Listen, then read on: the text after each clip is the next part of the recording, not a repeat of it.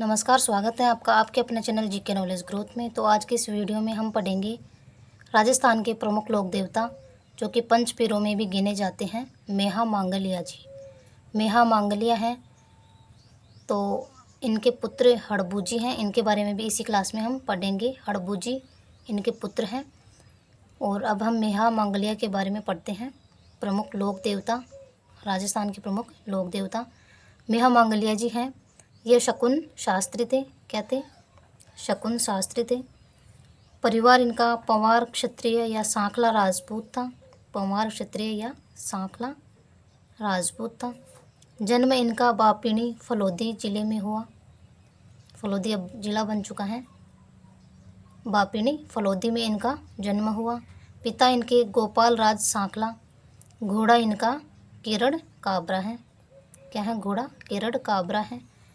इनका जो पालन पोषण हुआ इनके ननिहाल में हुआ, मांगलिया गोत्र में हुआ। इसी वजह से इनको इनके नाम के आगे क्या लगता है? मांगलिया लगता है। मेहा मांगलिया जी। इनका जो युद्ध हुआ किसके साथ हुआ? तो जैसलमेर के राणंगदेव भाटी से युद्ध हुआ और ये वीर गति को प्राप्त यहाँ पर हो जाते हैं। तो इस चीज़ को हमें कैसे याद करना है? सिर्फ इसी से याद रख लेना है इसको, मेरा जैसा। मे से तो मेहा मांगलिया जी, रा से राणंगदेव भाटी, जैसा से जैसलमेर। मेरा जैसा, इसकी क्या ट्रिक है? मेरा मेरा जैसा। तो मे से तो है मेहा मांगलिया जी, रा से हो गया राणंगदेव भाटी, जैसा से जैसलमेर। तो जैसलमेर के राणंगदेव भाटी से इनका युद्ध होता है। इनके जो समकालीन शासक थे तो मारवाड़ के राव चूड़ा थे। वो क्या थे? इनके समकालीन थे मेहा मांगलिया जी के, मारवाड़ के राव चूड़ा। मेहा अष्टमी, तो मेहा अष्टमी कब मनाई जाती है? भाद्रपद कृष्ण अष्टमी को मनाई जाती है मेहा अष्टमी। मंदिर इनका कहाँ है?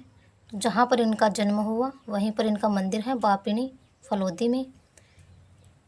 इनका जो इनके बारे में जो ग्रंथ लिखा है वीर मेहा प्रकाश, वीर मेहा प्रकाश किसके द्वारा लिखा गया है? तो जस्तान बीटू के द्वारा लिखा गया है। इम्पोर्टेंट फैक्ट है, अगर यहाँ से प्रश्न बनता है तो हम कर सकते हैं जस्तान बीटू वीर मेहा प्रकाश की रचना है। तो हमने इनके बारे में पढ़ा है, मेहा मांगलिया जी के बारे में। मेहा मांगलिया जी के जो मंदिर में भोपे होते हैं, पुजारी जिनको कहा जाता है, तो उनकी वंश वृद्धि नहीं होती हैं और ये गोद लेकर अपनी पीढ़ी को आगे बढ़ाते हैं। इनके भोपों या पुजारियों की वंश वृद्धि नहीं होती और ये गोद लेकर अपनी पीढ़ी को आगे बढ़ाते हैं। तो ये थी मेहा मांगलिया जी के बारे में जानकारी और लगभग प्रश्न यहीं से बनते हैं।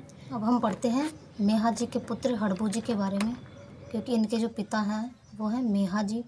मेहा जी के बारे में हमने पढ़ लिया है। अब हड़बू जी का जन्म है भुंडेल नागौर में हुआ है। तो इसको कैसे याद रखना है? बू भू, इसमें बू आ रहा है तो ब के बाद क्या आता है? भय आता है। तो ब भ बू भू। तो इस तरीके से याद करना है, क्योंकि ये जो प्रश्न है सेकंड ग्रेड में आया है और मैंने इसी आधार पर इस प्रश्न को सही किया था। ये वाला प्रश्न मेरा सही हुआ था। इनके जो पिताजी थे मेहा जी, परिवार इनका सांखला राजपूत, गुरु इनके थे बालीनाथ। गुरु कौन थे? बालीनाथ थे। वाहन इनका सियार था। इनके जो उपनाम हैं हड़बू जी के वो हैं वचन सिद्ध पुरुष, चमत्कारी महापुरुष, शकुन शास्त्र के ज्ञाता। इनके जो पिताजी थे वो भी शकुन शास्त्री थे, तो ये भी शकुन शास्त्र के ज्ञाता थे। इनको भी ज्ञान था शकुन शास्त्र का, क्योंकि इनके पिता क्या थे?